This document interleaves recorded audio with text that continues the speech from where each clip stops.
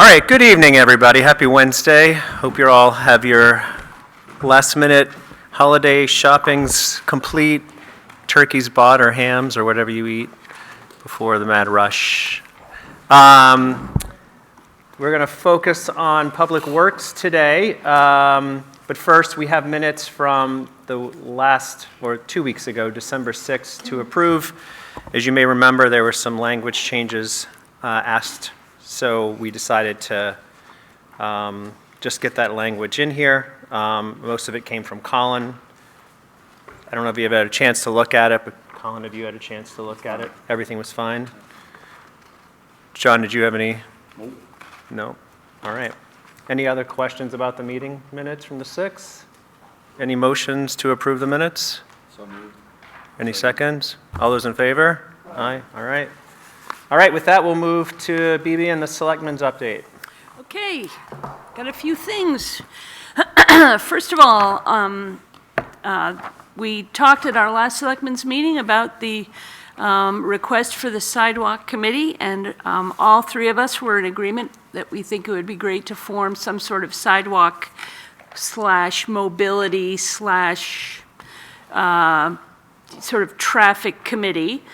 So we'll be working on that after the holidays. I heard from Russ Moore today, and he's very interested in doing it since with his involvement with the Bike Walk Alliance. So we've generated some interest in that, so we'll be working on that starting in January. Last week's Selectmen's meeting, we had a presentation, very detailed presentation from the water precinct. I highly encourage people to go back to the video of that meeting.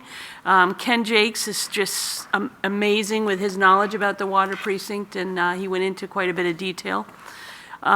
So it was, good for us to listen to. They're hoping to start the Main Street project this spring, but depends. They're about to put the RFP out. It depends if they get an engineer who's interested in doing it. Worst case scenario, it gets done next year. Winter gathering last Friday was great. We had about 100 people show up. The recording should be up shortly on YCN. I encourage people to watch that one as well. And there's been a lot of talk about the proposed zoning ordinances for this year. It was discussed at our Selectmen's meeting. It was discussed again at the winter gathering. The public hearing for those proposed zoning ordinances will be held on January 9th here at Whipple Hall. And finally, I want to give you an update regarding the excess swept funds that I talked about the last time. Yesterday, I attended a call with Sheehan, Finney, and Bass and the whole group, the Coalition Communities 2.0. Today, they filed 2 motions in that case. One, a motion for a stay pending the appeal, and the second, a motion for a partial reconsideration. There was a lot of talk about whether towns should raise additional money that would be for that excess swept this year, because the way some people read that decision is that it would go into effect immediately. So the group is going to go to the DOE and the DRA and ask for some sort of a technical advisory to see what they think, to see if they think that extra money should be raised. And the idea would be, there would be a warrant article in March to raise $1.1 million would be for New London, and then to put that into a trust account. Escrow account would be the idea. In case, once the decision is appealed and the plaintiffs win, we would have to pay that money. That may be being too cautious. I emailed Winfred Fenneberg today. He's not hearing anything from the DOE or for the School Board Association about whether that decision would be for this year. So he sort of feels like we won't be on the hook for it this year. But again, like I said, the attorneys are going to go back and try to get some information from the DRA. So Kim and I are on their mailing list, and we'll keep you all up to date on that as we get more breaking news. That is it.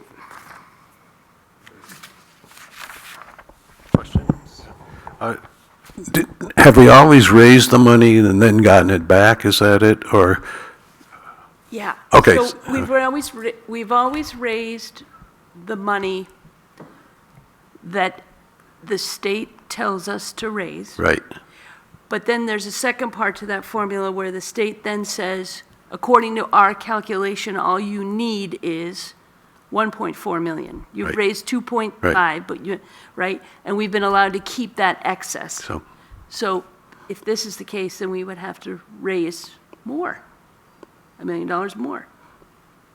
Because we already have a school budget that we've committed to. We have our town budget, we have our tax rate. So if they tell us now you have to send $1 million back to the state, we need to raise another $1 million to cover the budgets for the county, the school, and the town. Mhm. I know I'd love to talk with you about it after. I don't want to take up time during this meeting, but it's daunting. It's confusing, too. It's confusing and it's daunting, and I actually had a conversation with Karen Ebel about it as well. It's very daunting, and also with the second case, that Conval case now, the legislature has to go back, and there's about 10 bills that have already been filed to redo the school funding calculation.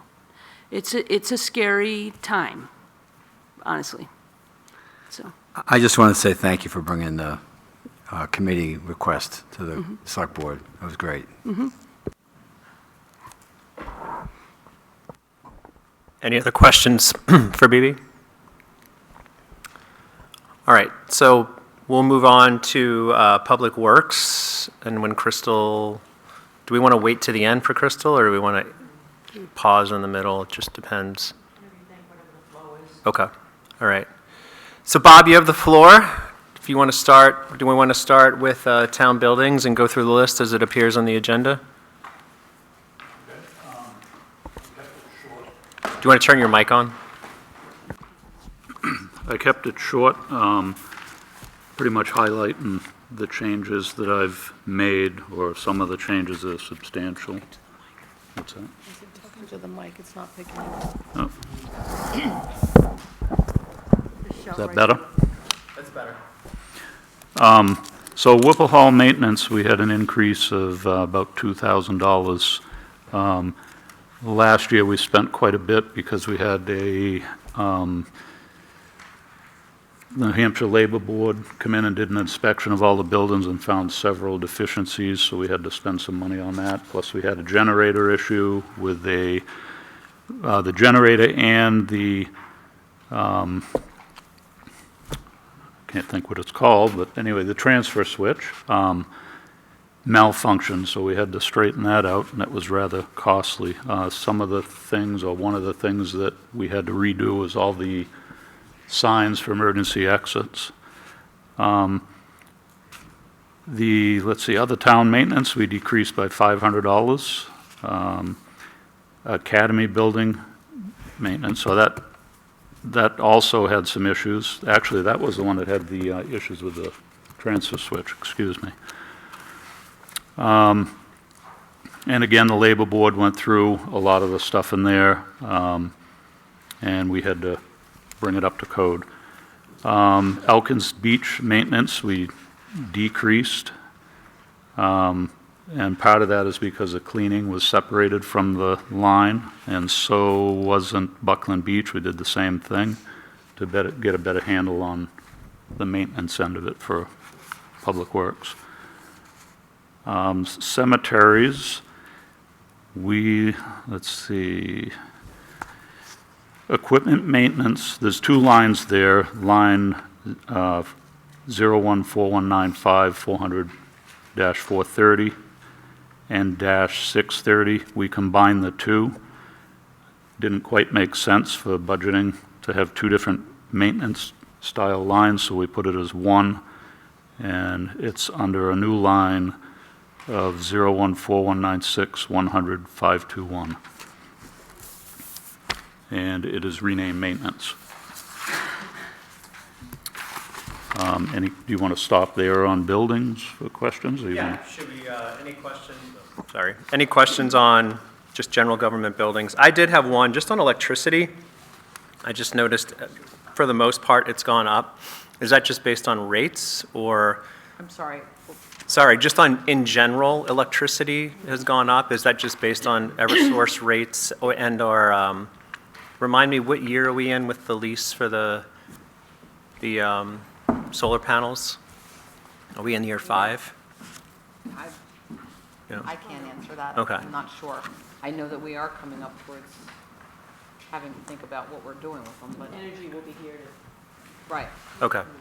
Oh, sorry. Last year, they said 2026 was the time where they had to make a decision. Right, and I did go up a little bit on the electricity because the rates were just going Yeah, up. going Now, of course, they turned around this week and were like, hey, we're gonna knock them down, so. Okay, so that could be relooked at? It can be, but, we will be in yet a different I mean, I rate. get it, it's another year, Right, because we'll be in a different rate, and even though our community power is guaranteed to be less than Eversource, when they start coming into, Yeah. I was the just- rates for because the rates will change again in August, Right. right as we head into the 2025 budget, it's a hard thing to, Yeah, no, I get it. I was just curious. okay. Any other questions on buildings? I have a couple. Bob, on the Whipple Hall maintenance and repair, you talked about the findings of I can't recall what you called it. Knob and tube wiring, perhaps? New Hampshire, the group that came in and looked at all the status of your buildings, The labor board, labor board. So those repairs, all that work was in last year's budget, right? yes. So given what we did here at Whipple Hall and given all the repairs, why would we see an increase in the maintenance? Mainly because parts, labor on, as simple as coming into work on the HVAC system. All that will be under warranty though this year, right? There's still the police department is actually part of that. Oh, that's part of, I'm sorry, that's part of the Bucher? Yes. The Whipple so- Hall line Yep. item? Yeah, it's a whole complex. Okay. So they still have units that we Okay. do have to service. And I would ask you to go through, I wasn't following your cemetery maintenance where you rearranged the budget. Can you go through that again? I don't think Bob realizes that we took out maintenance for the cemetery and put it in capital reserves. Oh, I think you missed that. He missed that memo. So that line item's no longer there. We're taking it out of the cemetery capital reserves. Well, it will not be there. okay. So I'm looking at page 7, the cemetery equipment maintenance and repair. So in the actual for 2024 is 16,000 and change. Oh, that's not the line item that came out. So what came out? All right, Kim, help me here. 'cause- Cemetery page maintenance, 7. probably? So there's Cemetery- lines, there's right. lines that are zeroed out. Right, so those 3 lines are zeroed out and went to capital reserve funds that will come out. And I think we ended up with 22,600 coming out of capital reserves, which was this, and then some, I forget the other item that was there. 18,000 for cleaning up the brush. Right. Okay. That's all I had, Chris. Thank you. Any other questions?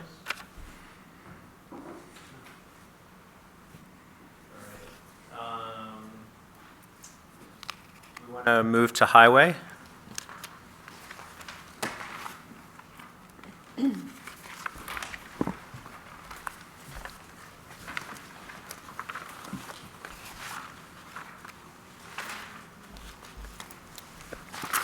Okay, on highway, I had a decrease on part-time wages, mainly because I shifted things around and found that I didn't need to have as much for part-time. Seeing we transferred one of the guys, we used to have it split between the transfer station and highway, and that's no longer happening. So that's a decrease of about 5,300, I believe. And in my narrative, it says there was an increase on computer support, line item 4311-600-343.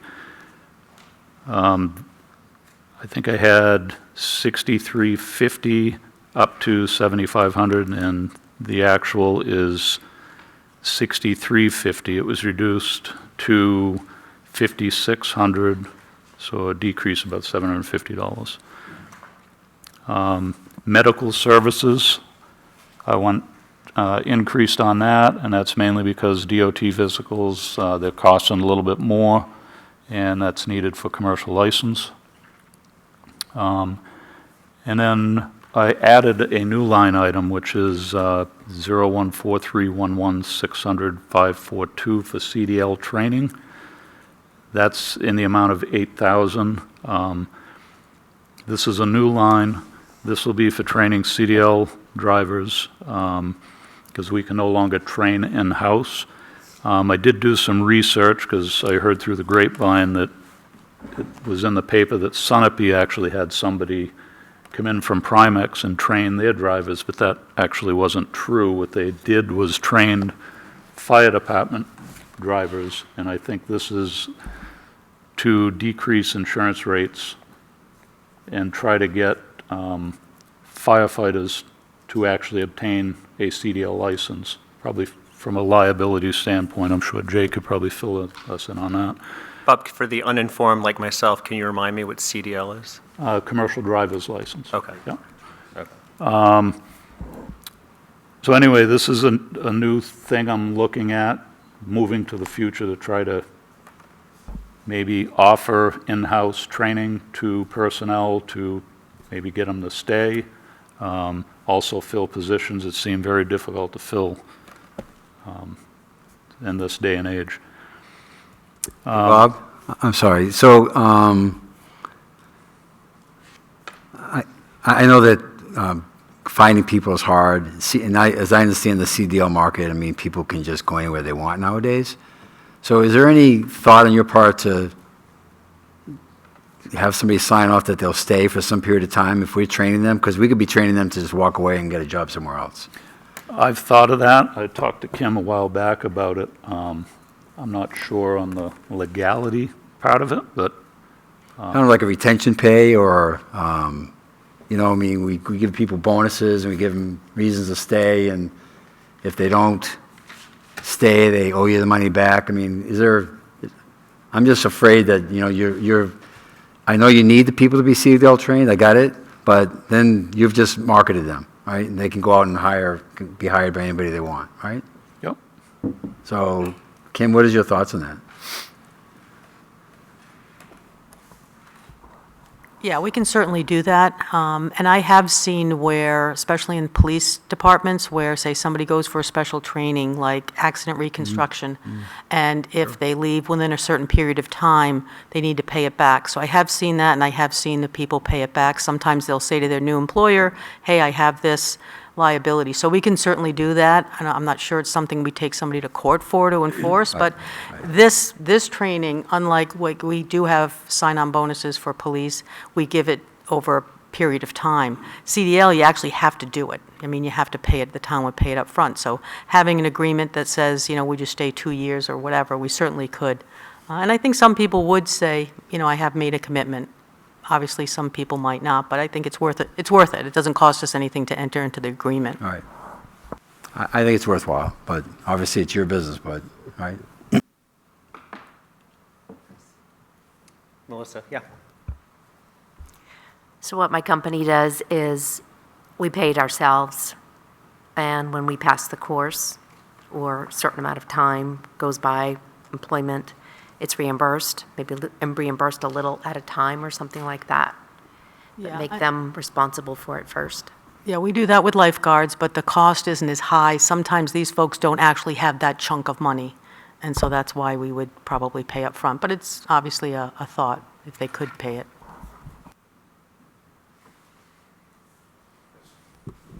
Go ahead, Joe. Yeah. Bob, on Highway Department Administration, uniform cleaning, we provide uniforms to employees and we clean them for them?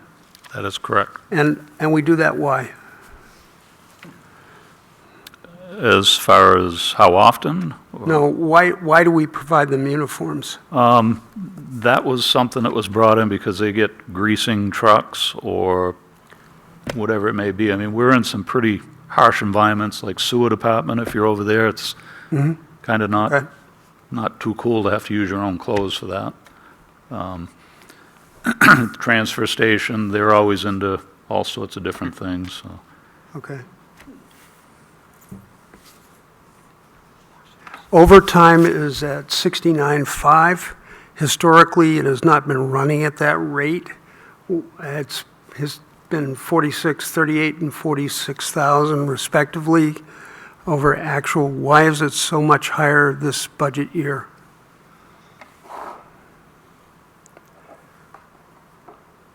Okay, I'm looking at, it was 35 for 2024. Maybe I'm looking at the wrong number, but Page 11, fourth line. page 11, Excuse me, it was 4338 that we spent, which was the actual.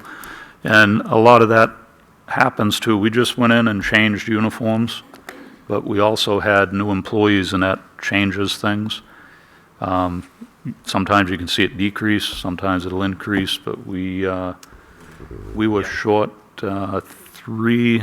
But I think the question, Bob, is on overtime. yeah, it's on On overtime. overtime, I thought you were Yeah. still on uniforms. No, no, no, Apologies. no. Move to So- overtime, sorry. Fourth line item, 140.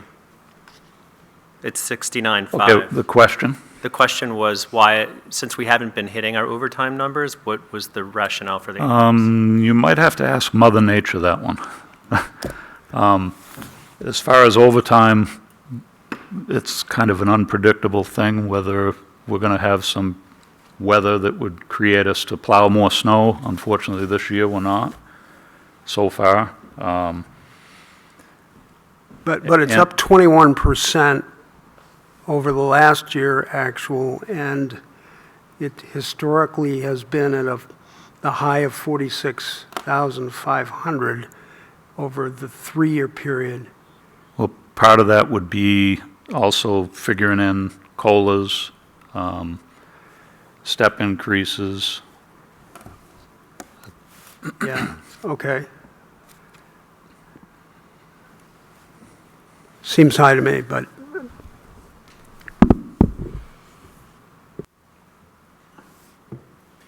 If there was going to be an adjustment made to that line item, I mean, so would it be, Lynn, did you take a look at his forecasted hours and you applied a different labor rate for this year's estimate? Or is it something that was just, The overtime number is given to me by a department head. okay. I don't calculate it. Do they use the current salary rate or next year's salary rate with 2.5 and some assumed COLA? I don't know. Bob, did you? I mean, I can check that number. I can talk to Bob about hours and run it against numbers. Right, I think, the other thing is we're talking about next year's, not this year's weather, right? So Correct. it's a guess, but also your salaries are increasing. So I understand where Charlie's coming from, because we haven't spent that, even though it's been 57, and I understand that you need to guesstimate what next year's weather might look like, and if salaries go up and COLAs go up, steps go up, that overtime goes up accordingly. So it's a buffer in a way to build in. So I mean, it's something that we should probably just revisit, yeah, I think so. yeah. And I'm happy to sit down with Lynn and look at it a little bit, too. Any other questions on admin? Want to move to the Highway Department, Highways and Streets? Any highlights, Bob, for the, Highlights, let's see, tree takedown, I increased that by $2,000, and mainly because just looking around town, we have a lot more ash trees that are starting to die, so this is looking towards the future, that we probably will have to address more trees. Whether that's an appropriate amount to add on or not, I'm not sure. I just notice what's out there right now. General supplies, I increased that by $1,500. We're just finding that anything you buy from cleaning supplies, which could be, for cleaning parts on trucks, to antifreeze, window wash, wipers, all that stuff, it's just, the prices haven't gone down like I would hope. And pretty much same with the maintenance and repair supplies. We're finding the same thing on there with the prices, not going down at all as of yet. Equipment oil, don't ask me why, other than I did some price shopping. I did get that to decrease by $800. I changed supply companies twice. The one we have now seems to be pretty decent on pricing. Gravel roads, I increased by $2,000. We've had increases in, I guess in the last, well, since I took over, there's been increases, and I really haven't increased that line. We did take away gravel road upgrades last year for $10,000, so I no longer have that. Calcium chloride, that one there, you'll notice that it wasn't spent according to the budget, but it was. Lynn can probably touch base on that a little bit. I ended up encumbering that. The company that we buy it from sold in the middle of us putting an order in, so there was a delay in getting it. I was hoping that we'd be able to reduce that line because we have less dirt roads, but the problem that I'm finding is I can't buy a partial trailer load. I have to buy a whole load. I am looking into liquid to see if that, maybe I can get a better price on that. We kind of need it. If we don't have it, we end up needing more gravel. And get a lot of phone calls about dust. Street paint, I increased that by $1,000, and that's mostly because of the costs have gone up. And they're expected to go up again, from what I'm hearing. Any questions on that? Yeah, any questions on highways and streets? Melissa? So the liquid that you're talking about, what about, the ESG, environmental consequences of it? What we're using is magnesium chloride, which is actually supposed to be better for the environment. Similar to what Sunapee's using mixed in with their magic salt. I think BB went to the class over there. It's the same idea. It's not as detrimental to the environment. The dust is actually worse than the application. The dust of the mag chloride or the dust of the gravel dirt? The magnesium chloride actually will stick the gravel Okay. in place, so you don't lose your dirt road. If you notice places that don't use it, you'll see most of the dirt road up in the trees. It's just so much dust gets up there. And that's basically the dirt road just disappearing.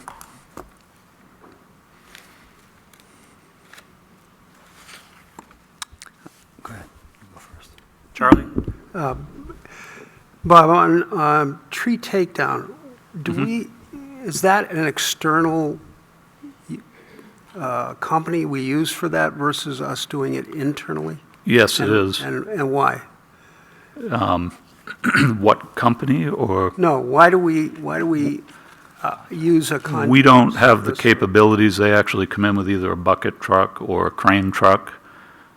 These are trained personnel that know what they're doing. I wouldn't actually want my guys to do the extensive tree work that they do, only because of the hazards involved. Okay. And equipment repair and maintenance at 80,000. Historically, it's not at that level. Talk about why that level of increase in it. And I see it, last year's budget was 80,000 also, but our actual expense and, Yeah, that, I didn't increase that this year. I feel that, I'm hoping that it's going to start going the other way. We've been replacing trucks. We continue doing that. Obviously, the maintenance will go down. With the new vehicles, we have an extended warranty that we only paid about $1,200 for, which is unusual for a warranty for a large truck. So I'm hoping as we start replacing more of these, that'll make the price or the cost drop down. But at this point, prices are so high on parts.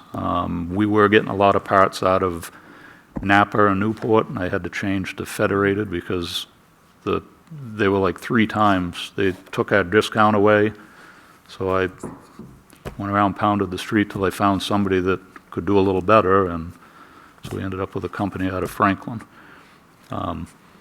So hopefully that number will start to go the other way. That's the plan. I have a general question, Kim. If we budget, in using that as an example, we think it may be higher, but we think it may be lower, and we as a committee say, well, historically, it doesn't support the number that's present, and we approve a budget with that amount in it, and then, we decide we want to lower that budget line item, and the actual expense is 10,000 more. Where's the money come for the 10,000? Either that operating budget, it could come from any one of those lines. Yep. Or if he were to overexpend his budget, Yep, he would go to the selectmen before it happened and tell the selectmen, I'm going to go over budget. Yep. They'd make decisions on either not allowing some other expenditures or transferring from other budgets that hadn't used all the money. okay. Would our surplus be used to fund that at that point as well, or not? No. The surplus is the this- surplus period? Right. The only time the surplus would come into a play prior to setting the tax rate, that's what the selectmen used to lower the tax rate, the unreserved fund balance. Right. Let's say something happened, it was an incredibly bad year, and we actually were about to overexpend this entire bottom line budget. That we couldn't do without going to the DRA. And if we did, Okay. they would look at how much we had in unreserved fund balance, or they might say, have a special town meeting. Okay, thank you.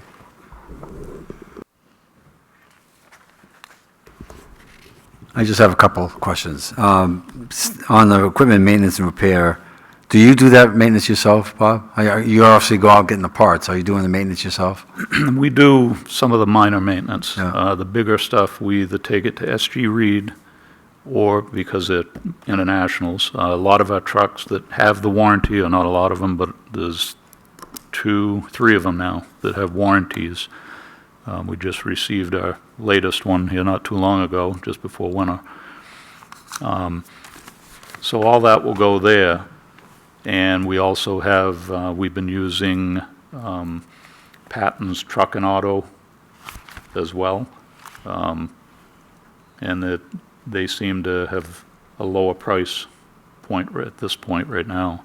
The problem we're finding is we need these trucks back, so we've got 2 locations to take them, so we can get these things back as quickly as we can.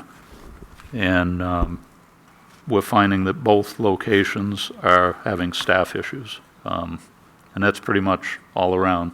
Same with our Ford line. We'll take it to Irwin's over in Laconia, and they usually get us right in. We do try to do some local stuff if we need to, like we will get down to Marshall's for inspections, maybe tires. We won't buy the tires there, but have them mount them. We have a company, we get them through. But as far as hydraulic hoses, oil changes, changing some of the big truck tires, if they're already mounted, we'll put them on. Lights, pretty much anything that gets into the heavy end of it, we'll try to go to somebody else. So I think SQ Reed, I think Chief Lyon, you've talked about using them as well, right? And I think that you talked about S&P. I think the Chief Cobb goes to S&P. So, And we do take a few things there. Depends on what their scheduling is. We either go for the smaller trucks, we might go there for something that we can't handle, or it'll be Marshalls. and we don't have contracts with any of these providers. Hit and miss. Has anyone ever entertained looking at the dollar value of all of our expenditures and developing a contract and trying to negotiate a better price?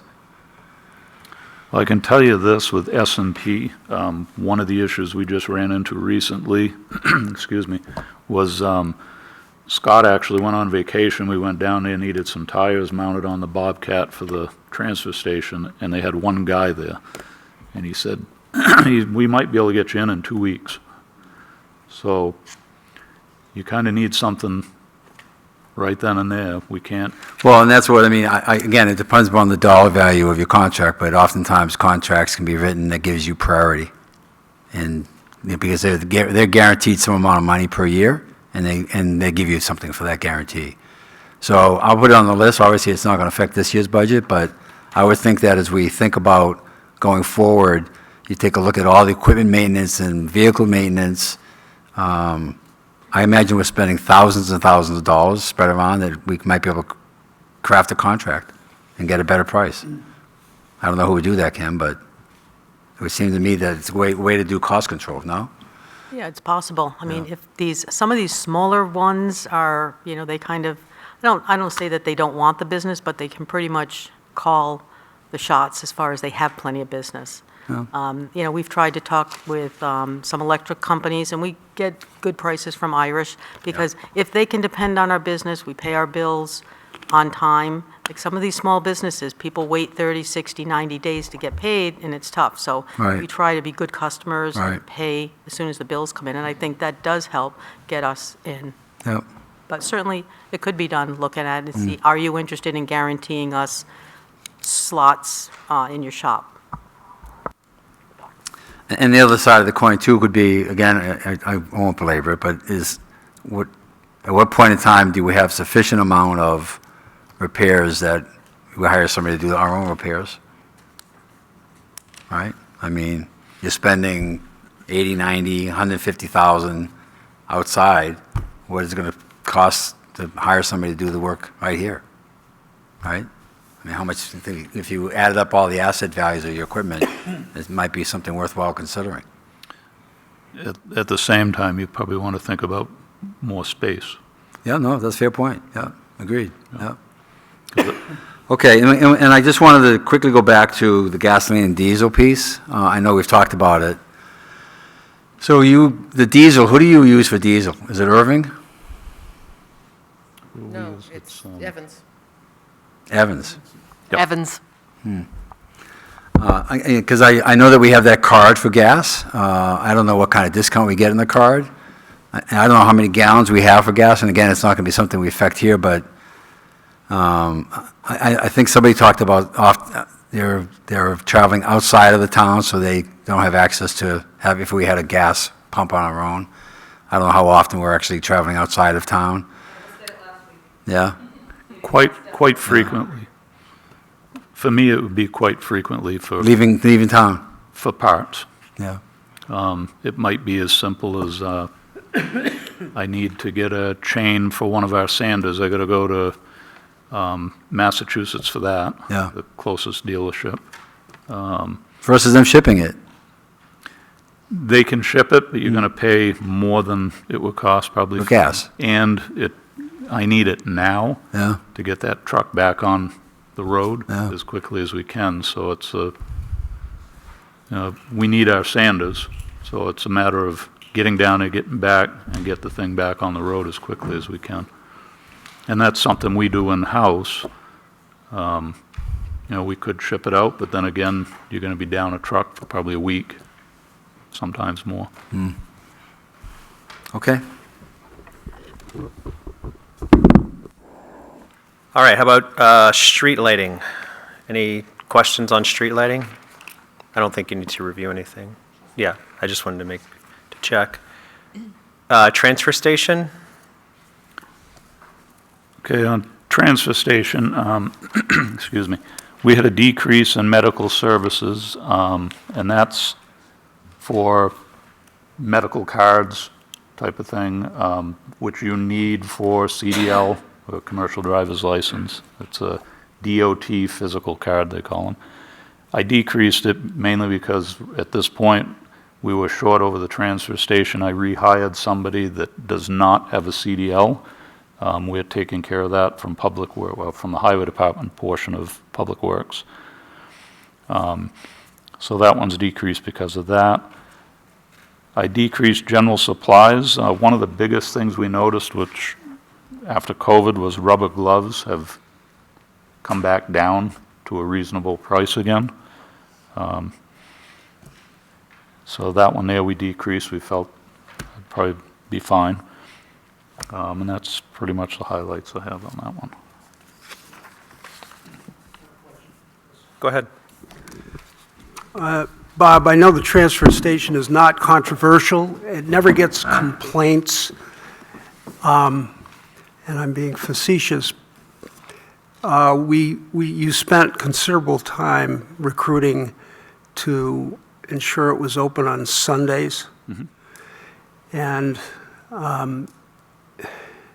as much as those who say I need it, and I need it when I want it, have we ever considered actually reducing transfer station service days and the respective cost that would eliminate the pressure on staffing as well as reduce our costs, even though it would be controversial because we have a summer residence that demands, I need it, I want it, you need to provide it mentality?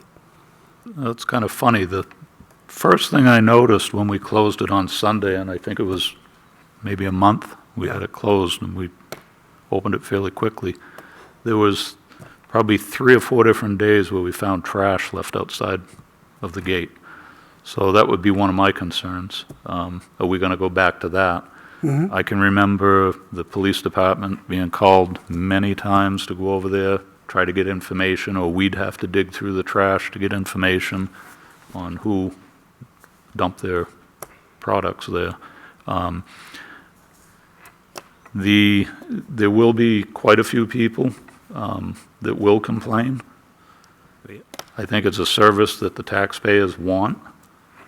As far as the staffing, we're fully staffed at this point.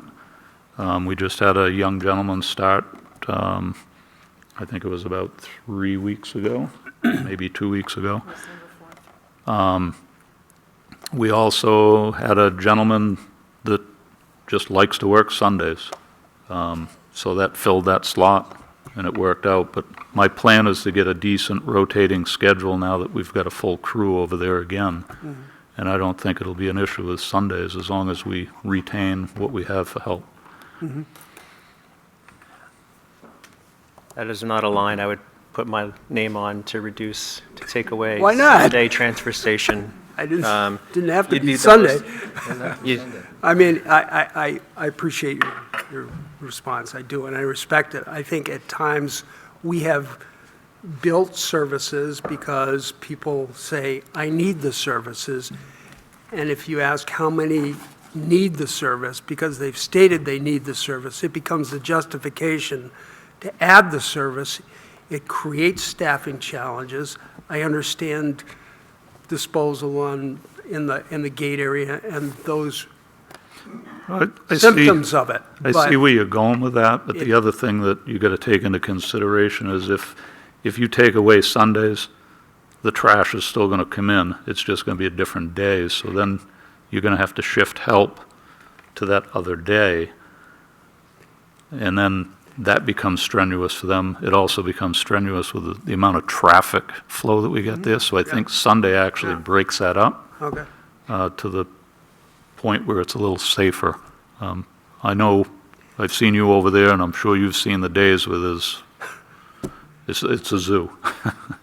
Yeah, I do. And that's one of the biggest issues. It's a small facility. A lot of other facilities are amazed what these guys put through for recycled materials out of that. I don't know how they do it with what they got to work with, but they do. They do a good job at it. And I respect that, and I also respect that whenever a service isn't there that used to be there, the complaint and the pushback comes to you directly, which is not easy necessarily to field. And I think it's just a general statement, I think we've become accommodated a lot as citizens. And I think we have citizens who would say, well, we shouldn't increase our taxes. Right? So, and there's a large voice against that. So it's this balance question that I think sometimes we're going to have to make hard decisions. So, thank you. A more levity note, I'll be more than happy to lend you my trail cameras so you can take a picture of the license plates of people dumping their trash there. Yeah, since we're back open, we haven't had an issue. But, yeah. All right. Any additional questions on transfer station? If you're removing books, to reduce the hauling, what's happening to those books?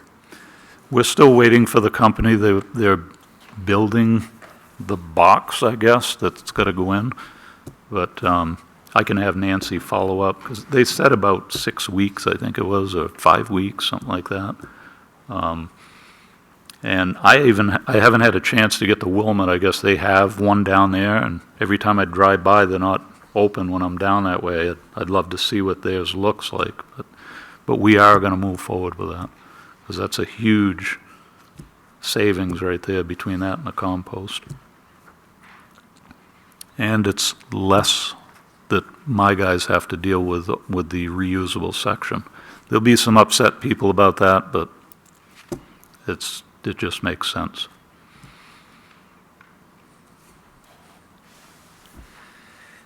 Do you want to move to solid waste cleanup? Any questions on that?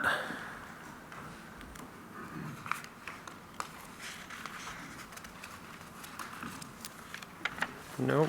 Okay. Sewer, page 19, I believe.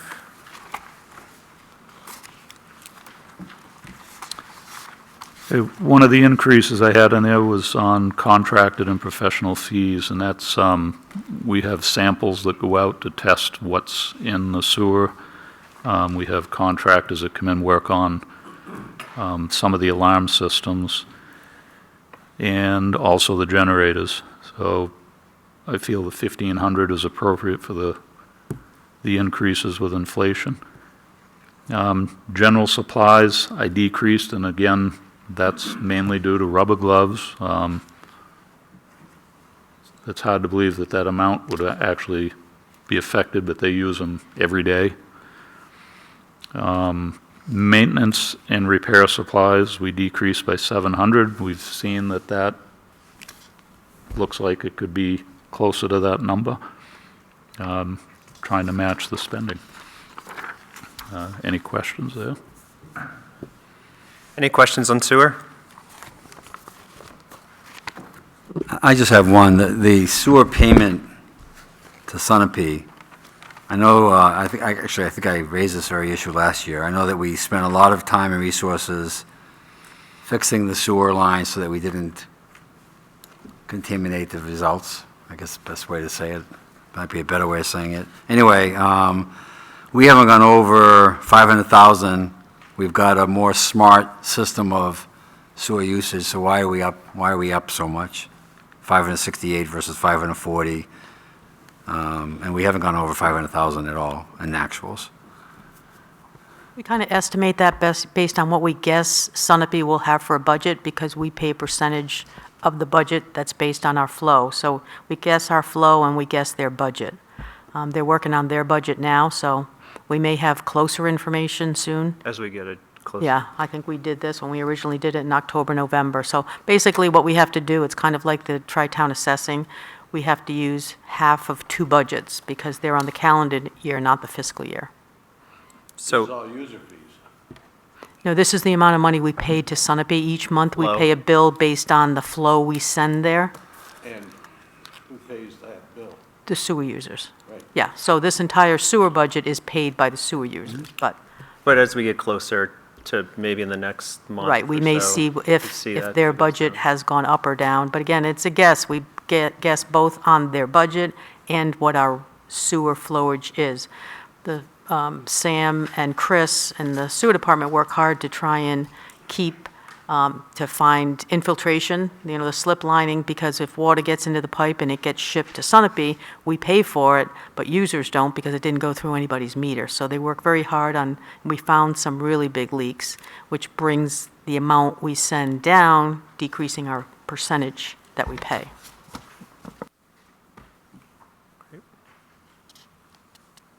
Any additional questions for Bob? Yeah. Yep, go ahead, Melissa. So with postage, I know it's pretty small, but, your 2021, your actual postage was like $70, and it jumped to $550. In 2022, it was $0. Why is this all over the place? I think I know why. Okay, so when they send the sewer bills out, they actually calculate the postage and give it to me, and I move and I hit that bill.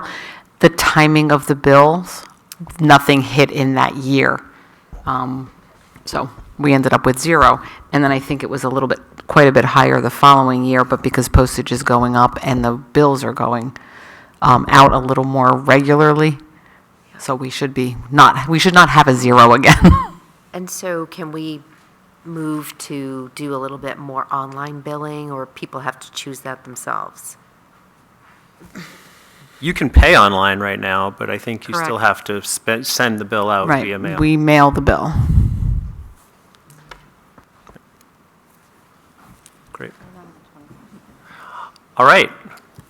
Before we let Bob go, I want to thank Melissa for asking the chief line of, what happened, what would you cut if you were going to get a cut? And at some point in time, we should ask Chief Cobb to provide the answer to that question as well. I think Steve Ensign was correct when he sort of called us out saying it's not fair to ask the question of one department head, we should ask the question of all department heads. So in that spirit, Chief Cobb will be back to you at that point. But, so Bob, if we cut your budget, by 20, 30,000, what does that mean to you? Where would you take it? If we just came back to you and say, take 30,000 out of your budget. That's a tough one. I guess, I have a lot of large ones that would be gravel, but if you take that away, the maintenance on the gravel roads, you're just going to be playing catch-up. If we were to cut calcium chloride, it'd be the same thing. The only thing that comes to mind that would be a minimal amount would be painting lines. And that's only a $10,000 line, but I guess if we were going to cut that amount, the only other thing would be paving. But with the price of that, I haven't increased it since I took over, and I'm not sure what the former road agent did, if he increased it or not. I didn't catch any of that, but with the price increases that we've had over the years, I'm doing less and less paving. I've had people say that we did a lot, but when you actually see what we do, it's not as much. If we were to cut gravel or calcium, the first thing I'd want is phone numbers to share with the public, because I'm going to get phone calls. But I guess that would be the area.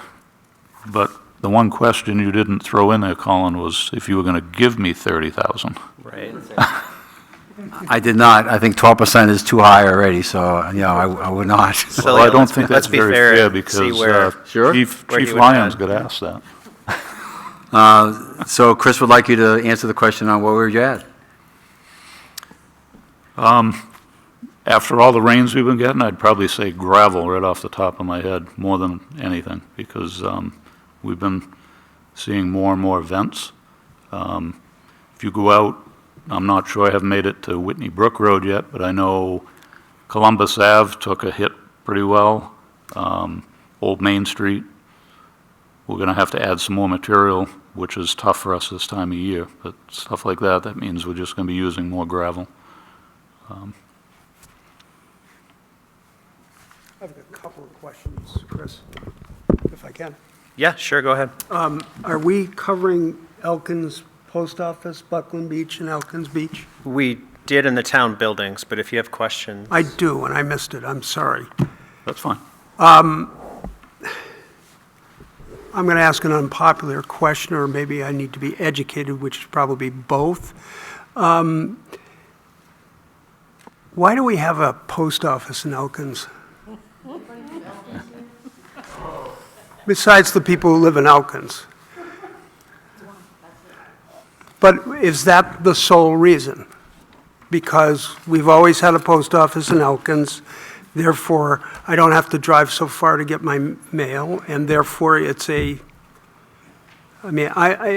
question around duplicity of service in relationship to distance and travel and inconvenience. And when we look at services in general, is it a fair question, or am I just being, No, it's very popular with the people who live in Elkins. Yeah. I suppose if the town said they wouldn't, because the town leases the building to the post office. yeah? You know, they have closed a lot of little post offices around the state. That one they keep open. You know, I mean, I suppose if the town said we won't lease it to you anymore, Yeah, if that ever happened, which Okay. hopefully it's not while I work here because I'd get driven out of town if it ever happened. So, you know, okay. it's the I federal. mean, it's always the question around pennies make dollars, dollars make thousands, thousands make tens of thousands, et cetera. It all adds up, and when we look at crucial services, critical services, and there's always the need for more, we're always going to be in a balancing position of, well, it's a great convenience. I mean, I could go with less mail 3 days a week personally, because mostly it's brochures. So I'm just asking questions that probably aren't popular. So I heard the answer. Can I talk about yes? Can I just point one thing out? The town owns that building that the Elkins Post Office is in, but the post office is run by the federal government, and they're paying the town a rent for that building. Yeah. So I just asked Kim the question of, are we making any money off the rent of that building? And she said that probably breaks even. Yeah. So if they decide to close the post office, then we have an empty building that the town owns. Yeah. And we don't plow down there either. They take care of that also. Okay. Another unpopular question. We are providing cleaning services for the bathrooms at Buckland and Elkins. And we do that throughout the whole year, or is this just seasonal? Seasonal. And we provide lifeguard services through the Recreation Department to those beaches. Yes. Is there a reason we don't include cleaning the facilities in the job descriptions of those personnel? Because it's unpopular. Right, I think some years ago, the lifeguards did clean the bathrooms. Yeah? And over time, citizens and users of the beaches complained because they were not really doing a good job. And then COVID came along, and there was even a heightened interest in making sure it was clean. So we now have it cleaned daily by a company, a service. Yeah. They do both. And again, I mean, it was tried, but the lifeguards, I mean, they have other things to do. The beach attendants, which came, well, probably maybe 10 years ago, was new. It's also been difficult to get lifeguards, and adding cleaning bathrooms to the job description might make it even more difficult. Yeah, and during the day, the beach attendants do go into the bathrooms because they're cleaned early in the morning. Then all day, they go in, check it, you know, keep it tidy, but they don't actually take mops and buckets and like the cleaning service does. So for that, it was, you know, users were saying, look, these bathrooms are not clean, they're not healthy, you got to do something. Okay, thank you. Do you have a question from the audience? John? Bob, I want to go back to the subject Can you turn the mic on just so we can, Do we have a daily count of how many come in the driveway and at the transfer station? Or No, I don't. okay, are there now, or could we put in cameras on that storage building and on the main transfer building? Because it doesn't seem like it'd be that expensive to mount a couple of them and tie them into the office there. And what would that be for? Well, for the problem that you mentioned earlier, if for some reason you're not open and people start dumping and, Yeah, that was only an issue where we closed on Sundays. We actually haven't had any issues prior to that. right. Yeah, my thought was if you had the cameras, you also could tell the daily count that you have of how many are coming in and, Or maybe how many bears get into the compost. oh, could be. Chris? Thanks. Yeah, John, you have a question? Yeah, going back to the sewer, I think it's important that the whole committee knows and maybe that it is a user-borne expense. Now, in the budget committee here, we can review this, we can criticize it, but we don't have much power to change that number at all. It's whatever Sunapee comes up with, right? Right, the Sunapee part, yes. And if we didn't appropriate enough, let's say for some reason our flows went to 70 or 80%, we'd have to pay them. It would come out of somewhere. Okay, but, so the part that we discuss more is our, the two people that we have working down there and what we're paying them and things like that? Right, but I think if you felt that the guess on what we're going to pay Sunapee is too high, you could certainly lower it. I mean, you could. What would Sunapee do? No, I'm not saying we wouldn't pay them that much. Oh. I'm saying we wouldn't raise, Yeah. yes, it's a guesstimate, so, yeah, we're going to pay them the bill, whatever, because again, we don't know what the flows are going to be. I'm hoping we get down to 50%, that would be awesome, and then we wouldn't even spend what we have here. But whatever bill we get for Sunapee, if it's in the flow percentage we've agreed on, we're going to pay the bill. So if they increase their budget this year significantly, then, you know, I might not be coming back saying, hey, we could lower this a little bit, but maybe they'll lower it. So basically, we don't have a lot of control as a budget committee over this at all, so.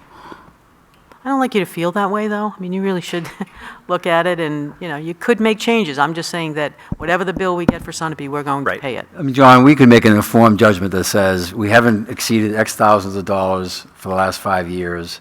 We've got better flow control than we've had before, so let's make the budget 500,000. I'm just making a number up. If the budget comes in at 550,000, we're going to pay it. It's going to come out, the 50,000 is going to come out of somewhere else in the budget. No, I'm just pointing out, historically, the budget committee hasn't really delved into the sewer thing at Right, all. and it wouldn't affect the tax rate, because Right, whatever right. the budget is, we put a corresponding revenue. Exactly, exactly. Okay, thank you. All right, Bob, thank you very much. Appreciate it. Crystal, thank you for your patience. I know that you had questions that needed to be answered. There was a sheet provided by Kim or Lynn, or both, with the questions. Is this the questions that were asked of Crystal? Yeah, you have the information that Crystal gave. Yep, Yeah. okay. I also have, in addition to the responses to the questions, I have two, well, changes essentially related to our roof inspection. I don't know if you'd prefer I start with those changes or start with the questions. I will let you figure where you want to start.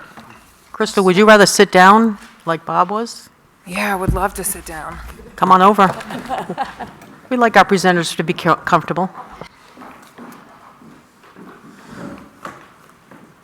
It's been kind of a long day, so thank you. So one of the questions actually was about the roof inspection and what we were learning, and we were waiting on the results for that, and just received them early this week. And our facilities committee met, and then yesterday, and then our board of trustees just met earlier this evening. We learned that substantial portion of the roof, which we knew was going to need to be replaced. And we had that projected for 2028. We had a small part in 2026. Actually, should be replaced much sooner, and they're recommending that we take care of that in the 2024 calendar year. So we're looking to get this in the fiscal year 2025 budget town meeting cycle, and the board is recommending that we go for a bond that would include the roof replacement and repairs, as well as the exterior repairs that were already in the capital reserve budget for fiscal year 2025, and a portion that was perhaps going to be addressed this year related to the moisture and mold issues we were having around the old main door. So we have received one bid for the roof repair, and the board will be seeking out at least one additional bid for that, and another opinion in order to make a final decision. But based on that estimate and the estimates the board came up with for the exterior repairs, the board approved a recommendation for a bond of $375,000 to cover that. Now, the next thing I'm going to talk about is how we are reducing the capital reserve spend over the next several years, including fiscal year 2025. And I also will acknowledge that I've not been through the bond process before, so I don't know if that's something that the Budget Committee and the Board of Selectmen here, this is all within the last 48 hours that this has all been coming together as a plan. So that is one piece of what I wanted to present. The roof is very, very old. It's over the oldest part of the building. There are some smaller portions that need some repair, and some of the membrane that's either on the seams or on the flat portions of the roof are included in that. But the majority is the slate roof over the original portion of the building. And the recommendation from the roofing company we already work with was to go with a hybrid synthetic slate to preserve the historic look of the building, but to significantly reduce the costs and reduce the upkeep over the initial time frame for that roof, as opposed to slate, which is very susceptible to weather. Even new slate can break. So so that is the where that number is coming from for $375,000. What that has changed in our approach to the capital reserve budget, a revised capital reserve proposal was approved tonight. I will follow up later this week with an actual copy of this for you all.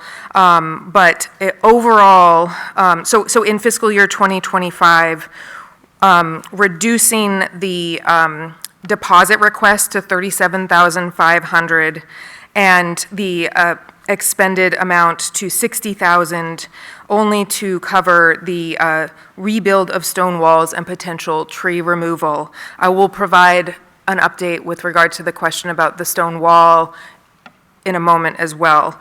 But in looking at the years that we had presented from fiscal year 2024 to, I think your version says fiscal year 2029, we see now a reduced deposit request of $377,850 and a reduction in the expenditure amounts of $490,000. So in other words, that roof repair was already budgeted for, but several years out, and now we're looking to address that now, and have certainly heard the feedback that a large expenditure like that should go to bond, not only because it is so large to reduce the immediate tax burden, but also to consider that the roof will last for many years and can be paid for by taxpayers over many years. It isn't a one-time, or I'm sorry, it's not something that only is good for this one year. So seeing that as a potential good direction, I think we know that everyone in the community loves the library and sees it as a gem, and what we don't want to see happen,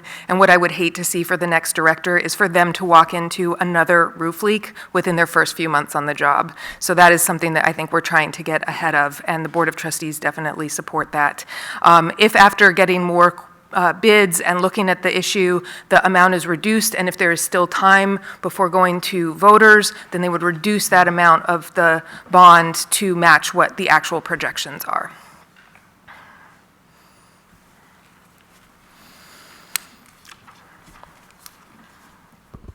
So thanks for coming. I appreciate it. Sure. So the 375 is just the roof, or is that all expenditures for the year proposed for 2025? It's the roof and the exterior And the exterior, repairs, okay. particularly because they connect, right? And so looking at the envelope of the building, there are some known, this came up in my presentation, that there are some areas of the window and the trim along the edge of the building where you can see that the Rotting. patches that have been done over the year are no longer helping and rebuild is needed. And that Main Street door has some significant issues that the board is still looking at getting looked at and determine what the appropriate fix is, but the door is not in alignment with the door frame. And so there is an actual, visible airflow leak there, and moisture can get in that way. So there are some pretty significant issues that have been noted in our other inspections that we've had and building assessments. And so combining that into the bond, the remaining expenditure that would still be in the capital reserve portion of the budget is the rebuild of the stone walls and potential for tree removal. The update, which this was one of the questions that I received, was around considering volunteers, particularly for that project. And I just wanted to say here in the meeting that the Facilities Committee has received 2 preliminary proposals and are waiting to get the final proposals from both parties. One is from a volunteer, and one is from a contractor who does the work, and they have different opinions about the approach as well. And so they will be considering that once they fully have both proposals on the table. So the reduction in that capital reserve line was to reflect that the higher of the 2 proposals, of course, the volunteer might still require some material cost, but much less, but the contracted cost, we don't think would exceed $60,000, and previously that was at $100,000. Kim, this is, I'm sorry, Chris, I don't mean to, I just jumped in. Go ahead. Okay. I know we're not doing reserves now, but one of the items that came out of the Whipple Hall work was a report from the Whipple Hall Project Committee, and I don't think that report got disseminated to the planning board or to other parties because the capital reserve, the CIP plan didn't fully represent what was identified by that committee for additional work at Whipple Hall, including the roof. So I would think that we want to make sure that somebody is getting, I don't know what the process is internally to the town when one committee reports to the select board, how that information gets to other relevant committees. I'm only assuming it didn't get to the planning board because it wasn't represented on the sheet. There was a number of envelope items on the exterior of this building that were identified as needing attention. So I would think that we'd want to bring in maybe Phil Sherman and with Bob Harrington to talk about that, including this roof, which is slate. And this is an opportunity that if in fact there is issues with this roof that could contaminate all the great work that was done in this room, we'd want to get that handled sooner rather than later, and perhaps bundle the bond to get some leverage on a roofer to do 2 roofs instead of 1. Just a thought. We don't have to do it all today, but I want to make sure that. I didn't go to the CIP meetings. It could be that they assumed that was going to happen in this budget year. I don't know.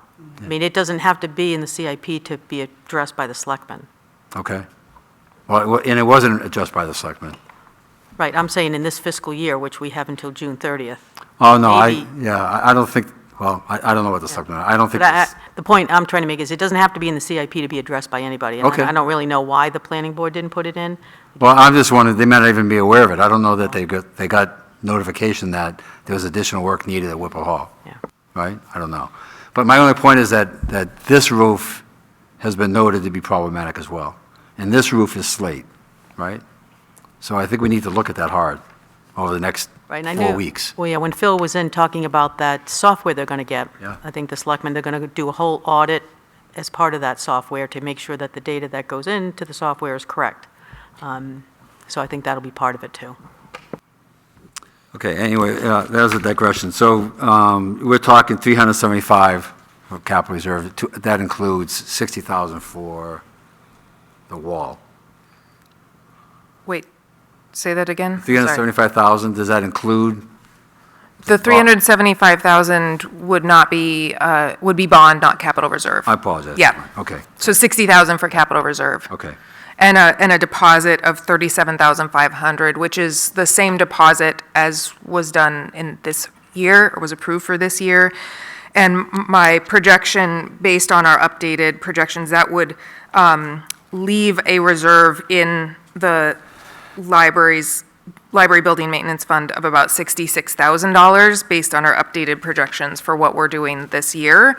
And given the age of the building, I think the Board of Trustees really would like to continue to have some savings for expenses that are unanticipated that are too large for our operating maintenance budget.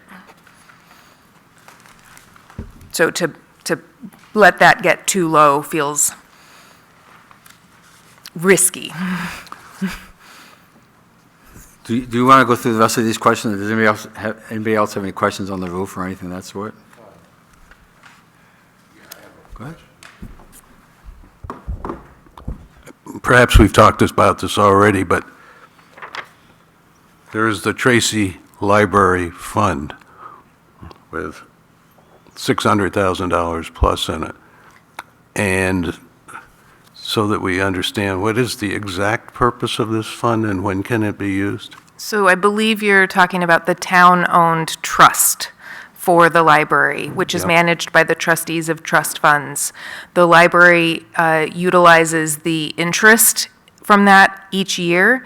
The principal cannot be touched in that account, and the interest is utilized as part of our operating revenue.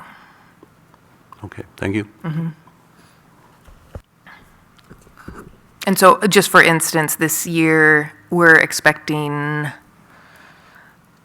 I think it's about $16,000 in operating revenue from that account. And that's different from the noted restricted by use to interest and dividends on page 2 of your note? Correct. That's a different fund, That's a different fund. that $160,000? Yeah, What is that so- used for? What is it restricted to? So just to clarify, the difference is that the library trust that was set up with the town, and so the library trustees don't include that in our financial statements. It goes into town report, and we just include the revenue from that we actually receive each year. And the trustees of trust funds do the reporting on the fund itself.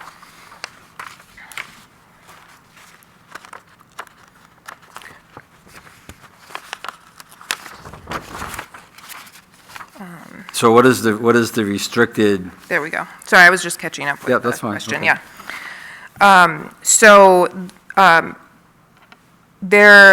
I'll just read into the record so everyone can hear this. So there are 4 different accounts that are owned by or managed by the library trustees, and one is a checking account that has a reserve balance within it. So we keep a sub-account for that reserve, as opposed to the operating account, which is what we spend from. There are also 3 CD funds. One is an unrestricted donor CD, so that means we can use those funds for anything the library wants at any time, and they're in an investment account. So the only thing that ties them up is the period that they're accruing interest for and whether there's any penalty. Then there are 2 restricted donor funds, one that is restricted by use, and that has some specific uses attached, and then one that is restricted by use, and only the interest and dividends can be used, and that's the one that Colin was just referring to as $160,292.30 as of November 30th. This has actually been an ongoing research project for the library because those funds were not in use when I arrived, and the documentation is sometimes a photocopy of a handwritten document that was photocopied and mimeographed. So there is research being done on that right now, but until we are certain that we are clear on which parts of which funds can be used for which purpose, we haven't wanted to spend those particular funds. But noting that one that you mentioned, the interest and dividends is not a whole lot of money up until now. So it would be nice to be able to incorporate that, and I think it's in the plan for the future. I've seen lost paperwork on restricted funds, and it's painful. Yeah. Yeah. So when when the library runs a surplus, and it was my math that was a mistake when I said 90, you're right, I apologize. It's okay. I added 7,000 plus, I should have deleted 7,000 plus. Where does that surplus get deposited? So it is actually just, it physically stays in the same place, the same account, but it's accounted for within our software. We use QuickBooks in a separate sub-account. So it moves from the operating sub-account into the reserve sub-account. So a transfer is made between those journals in QuickBooks. I'm sorry if anyone's an accountant, I might be using the wrong terms, but I'm doing my best. One of the things I was wrestling with, Crystal, with your comment at the last meeting was you're indicating that you can internally track town appropriations versus library revenue. Yes. To various costs. Yes. And as I perused, I didn't do an audit, but as I perused the revenue and the cost, it was unclear to me, which of the costs are associated with the library revenue as opposed to the town appropriations. Because all the surpluses apparently are associated with the library revenue minus library costs versus any town appropriation. Yeah. Except for those years where you returned some appropriations. Yeah.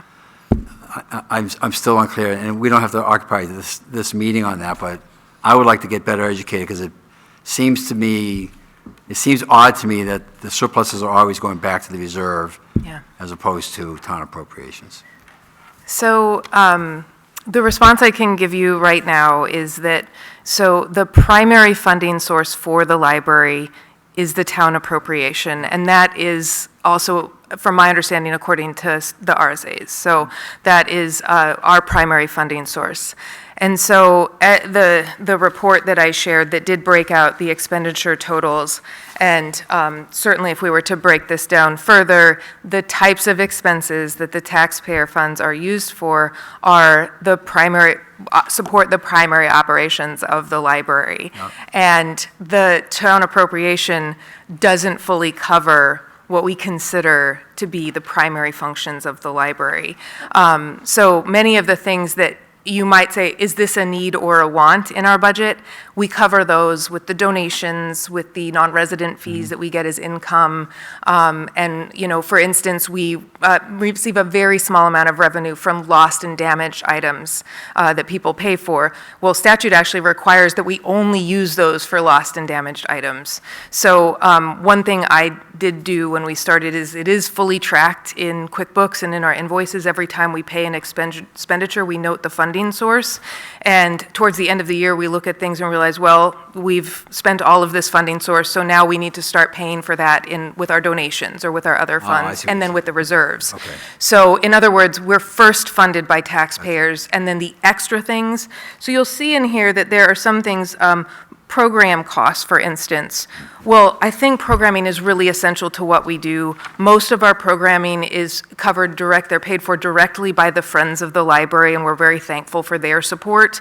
And then other expenses come from donations or come from our earned income. And I'm pretty sure there was some reason why that 1935 last year was a specific one we decided was a taxpayer, and I could go back and look that up and tell you, but there was justification in all of those expenses. So, and I did just print out, because I think the way I read your question was what categories were paid for by. So I tried to simplify it this way, but there's additional documentation.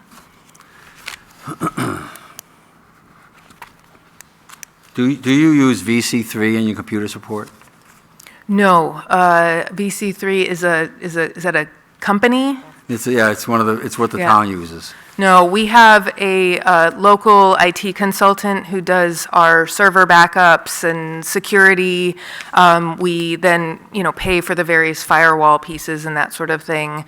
And we have a relatively light lift on our IT service side of things. So anything major that comes up is if we have, God forbid, we had an issue where our server backups failed, or we had a ransomware type attack, and our IT consultant would help us manage that situation. But more commonly, it's setting up new computers for new employees, or when we have to, replace computers. We have some replacements coming up for staff and patron computers. It takes a bit of work to get those set up, and we don't really have the internal staffing for that, so we bring him in for that. We're very well secured, though, and he's been with the library for a while, and we're glad to have him. Ken, has the town ever entertained offering or extending that service to the library and see whether there's a cost savings associated with that? I think that the library knows they can ask us for where we get services, and we have in the past. I think, actually, when I first got here, I think we did maybe have the same computer, same cleaning. Sometimes it doesn't work out for them, they change, so they certainly know that we're always willing to tell them who we have, and they can get prices from us. They can leverage our contracts. They can ask us, anything, if they want to go in on us, and sometimes they do. I do recall in the past when I first got here, I think computers was the same, and there was a time when the Selectmen's office, we went through a couple of support staff, they just weren't available, or, whatever. So VC3 is a more stable one. But if they don't have a heavy lift, it may be that VC3 wouldn't be that economical for them. Well, my question was going to be, is your sense that VC3 would increase its price to us by adding a non-heavy lift, or would they absorb it for purposes of We get maintaining charged us as a for all. customer? We get charged for all the computers we have. Per computer? Yep. Interesting. Okay. Thank you. Any other questions for Crystal? All right, seeing none. Crystal, thank you for coming back. Thank you. Appreciate it. Any other business? John? Well, we're talking about a lot of small numbers here, I think, relative to what BB has introduced to us with regard to this school thing this year, which could make a 12 or 10 to 12% increase in taxes up like a 22% increase in taxes. And I don't know how it sets with the rest of you, but I find myself getting quite anxious about that aspect of things, that people's taxes going up 22%, that means they double in 4 years. I don't know what else to say about it other than as we're reviewing things, I think we really got to be considerate of both the departments, the department heads, and the people who are paying them. So that's all I got to say. I have some other business. I'd like to go through the schedule to make sure we're all on the same page and manage our expectations on what's remaining in front of us. And then I've got a few other items after that. So next week, we're going to have revenues. January 10th, is that right? January 10th, we have social service organizations, health and welfare, recreation, conservation, energy, housing, archives, and patriotic purposes. And revenues. We added And then revenues a revenues couple months down, ago, yep. right? So we'll be prepared to look at all that at that time. And then capital reserve funds on the 17th, based on the conversation we had around strategy and what we're hearing today with the library, I would suspect that might be 2 meetings. I could be wrong, but I don't think it might take us longer than 2 hours to do capital reserves. So finalized budget is when we actually go through the various budgets and say yes or no. Is that correct? Yeah, and well, we typically would have a reconciliation with the selectmen based on any changes they would make, and then we would, at least typically, we would vote after that reconciliation meeting. Oh, okay, the reconciliation happens before we finalize the budget? We would finalize our budget, but then Right. we always take a look at what the selectmen have Right. changed. Okay. Right, and then at the public hearing, after you get input from everybody, then you actually make final votes on your budget, sign it, which I think I mentioned you could do February 7th if you want to give John Valentine's off and all the rest of you. Well, we can do, What's that? It could be the 13th, too. we can do it the 13th, the 15th. Yeah, doesn't- the sooner you do it, it does matter, because the sooner you do it, the faster we get town reports. So that's the critical piece on that. So that's what I'm trying to get to so if we have, I'm just doing worst-case planning here. If we do capital reserves on the 24th as well, and then we finalize the budget, which means, just to be clear, the budget committee will go through, Chris, and we'll vote or establish what our proposed budget is on that finalized budget date. Is that correct?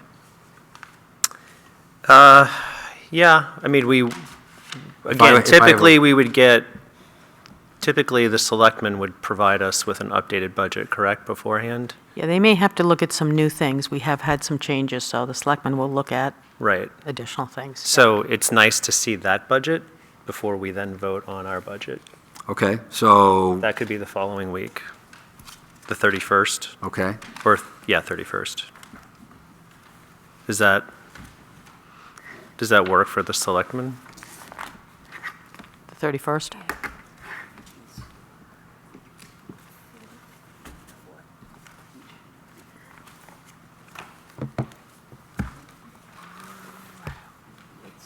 We're meeting on the 4th, and I think we're meeting on the 25th, right? I don't know the timing of some, you said you might be looking at some things coming in, so I don't know the timing of that. If the selectmen were going to update their budget. Our meetings are the 4th and the 18th in January, so by the 18th? Yeah, we so should- that's even before our capital reserve discussion, the second if we need it. Yeah. Okay, so we could say that 31st would be a reconciliation?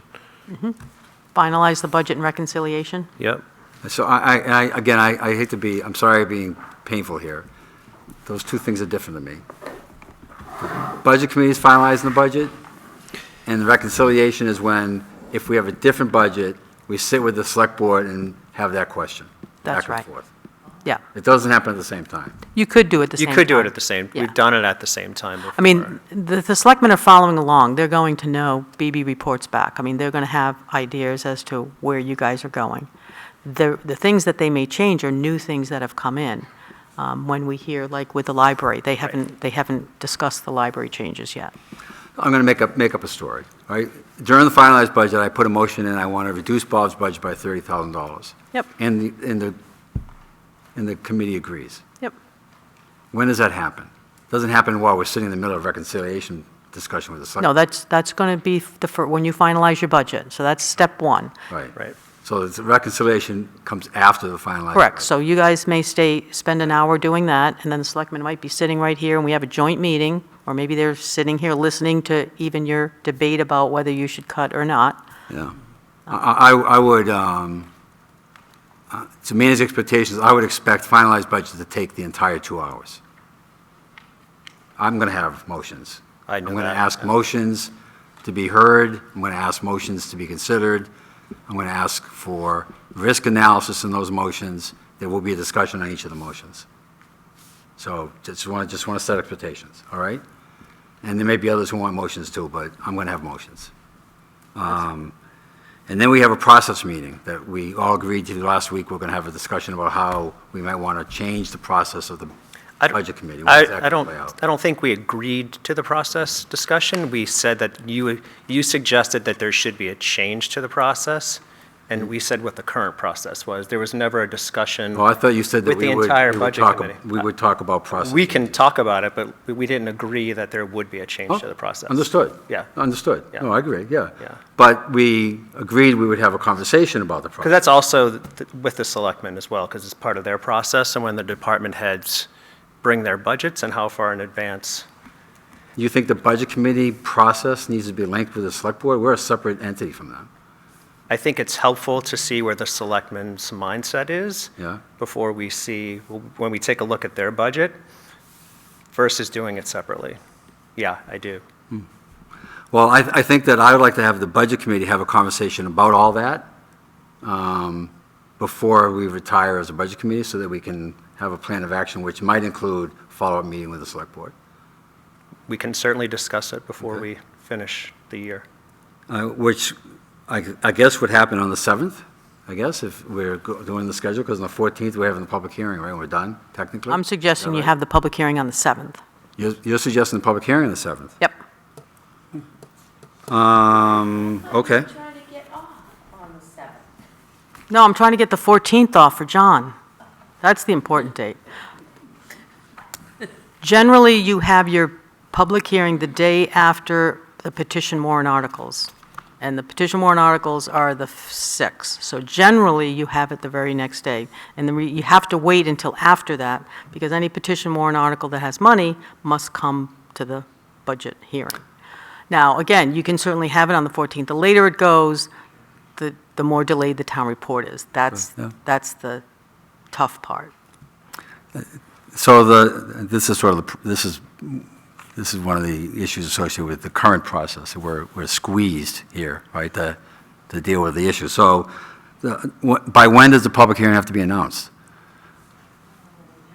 I think it's 10 days before. So So- you should be making the decisions soon. Right, so we need to, we're basically, if we decide, again, I'm making it up, if we decide to have, our reserve budget discussion goes into the 24th and we try to finalize the budget on the 31st and something goes haywire, and/or we still haven't had a time to sit down and have a reconciliation with the select board, we are now being squeezed because we've made the announcement for the public hearing, right? Once you post it, yeah, you have to hold it. Now, you can hold additional ones after. Let's say that night, Yeah. we usually post a second one in case something happens that you need a second night. Yep. That's posted. Okay. I think that we're squeezing ourselves to press the public hearing on the 7th. I do. I don't know how we can do the reserves, finalize the budget,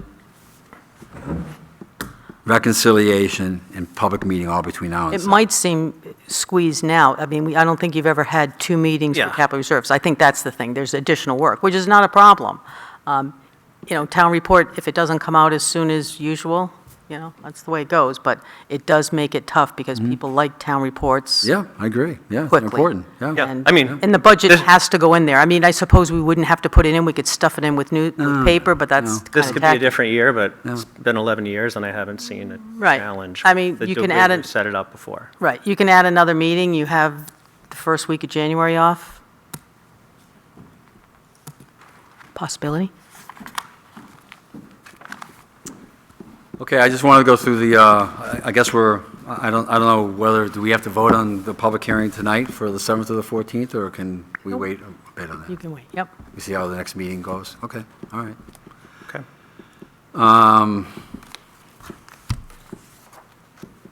Can we update this schedule so that we show the process meeting, and I don't want to lose sight of those things? I don't know when, we should, because the other thing I want to go through is the action items. We've taken action items. I want to make sure that we're, as part of the budget, we are on track in getting those action items addressed. Can I go through those now? So the action items were, thank you, Lynn, for giving us a 10-year view on the capital. The electricity cost with community power. Do you have any sense? You talked about potentially looking at whether or not you'll have input between now and the time we look at the final budget, and whether that's going to reduce the electricity cost? I do not yet. I'll get a hold of Jamie. Okay. So-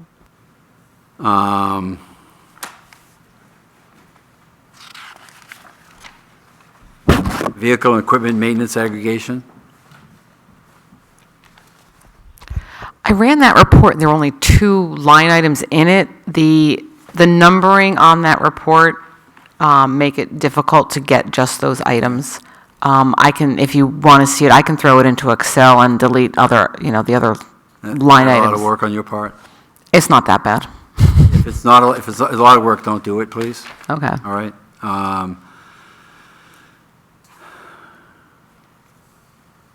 And this, on this material that we got, the master plan and the survey for the master plan, can you have somebody fill in what committees are responsible for each of these priority items? Sure. Please? Yep.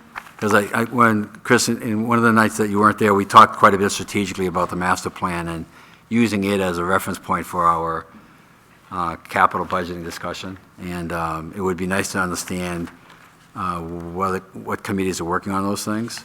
I talked to Adam today on the implementation scorecard, Yep. and he indicated that typically that would be the planning board's responsibility, because there's nothing in it. There's nothing filled out at all. Right? From, I think we're in year 3 or 4. We don't have planning, the responsible parties filled out. We don't have the years that it's estimated to be done. We don't have the status. Adam said that it's probably more the planning board's role, and I know planning board's been up to their eyeballs in housing, so I'm not asking that the planning board do something here, but I do think, Bibi, that, if you wanted to use the master plan as a framework for discussing what we're doing in the town, giving the status of the master plan to the town periodically would be a good thing, right? And again, I don't know who would do that, but clearly when we sit down and look at the capital reserves and what we want to spend our money on, it ought to be directed by the highest categories of votes, and if you have something as a high vote and a red status, you want to spend money on that, right? So to respond to the town's desires in the master plan, we should understand what we're doing, and we don't see any of that right now. So I don't know what to do with all that, but it's a big black hole in my mind, and I don't know how anyone can make investment strategies without understanding that. Something that we can talk about in the process, I suppose. There should be a link between the strategy and the investment plan, right? So do we want to add a meeting January 3rd for the process meeting? I do. I'm fine with it.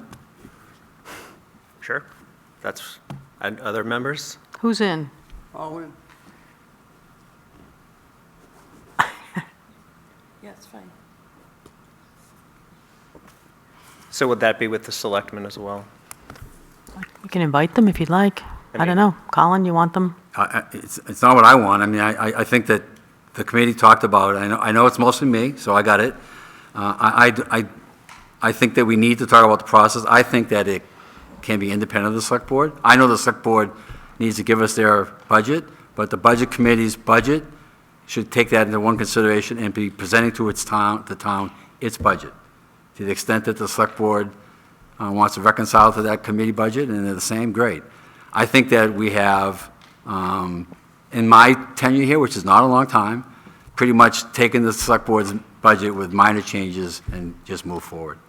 And maybe that's the right thing, but I think that considering the pains that we're experiencing with taxes, I think the budget committee has a responsibility and should have the time to dig deep, provide direction to the department heads, spend time understanding their budget, and looking for places for efficiencies, and looking for places where we'll take a risk or a small risk to reduce the budget and reduce the taxes. That's just my view. Yeah, I'd say that that's what we've been doing. I'm not sure that we haven't been doing that. The reason that we have had a reconciliation meeting and that we have gone to town, at least in the last 7 or 8 years, with the same budget as we've had those discussions. We've had the votes on the budget committee with those cuts or additions. So I think that process has worked out. Okay. I understand that you might have voted no for some of those things, but the budget committee voted No, yes. fair point. on those, Absolutely, yeah. right? I'm one vote, I agree. Yep. Yep. Fully expect that, yep. Understood. But I think it's worth the conversation on the process. I'm happy to have the conversation. So I have some thoughts on that matter. We can wait for that day. I don't want to belabor it now, and they could just get blown up, and that's fine, too. I'm just one person, right? So, yep. Okay. Any other, you have more? Sorry, Chris. I might. Hold on. Action item reviews, master plan. Nope, that's it. Chief Cobb. I'm ready to address the board about what I was. Oh, good. I'll be brief. All right. That's all right with you? Don't forget what you would add. Getting late, yes. Well, I didn't want the other two department heads with me tonight to have all the fun, so I wanted to share the wealth. Basically, I just wish to stress to the Budget Committee that I've prepared and submitted a responsible and I think, appropriate budget for the level of service that the people here in New London expect and deserve, quite frankly. I think this budget provides for competitive wages, quality training, dependable equipment, and resources for our employees, which hopefully lends itself to employee satisfaction, a positive work environment, and high morale, which hopefully will then translate directly in the level of service that the citizens receive from your police department and dispatch center.